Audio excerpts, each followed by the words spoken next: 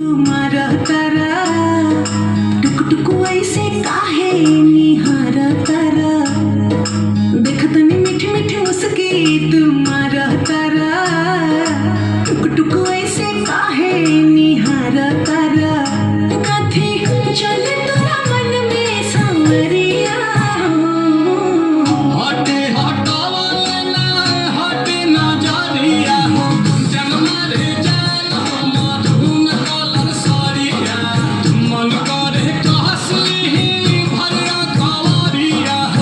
जनमा रे जान मधुन कलर सारिया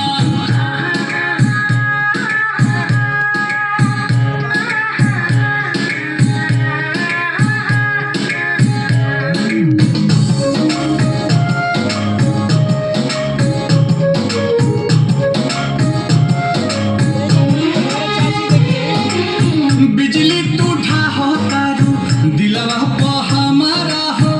अपन डोलाई के कमरिया हवले ना तोहर लुटेरा दिल खेला कमर के घेरा उठे अजब जब बेना समझनी ऐसे मटिया फेरा सच हाँ के करेला बस करिया लागल बा फाल पिको लहरे झलरिया जनमा रे जान मधुन कलर सारिया मन करे कसली भरिया कवरिया जनमा रे जान मधुन कलर सारिया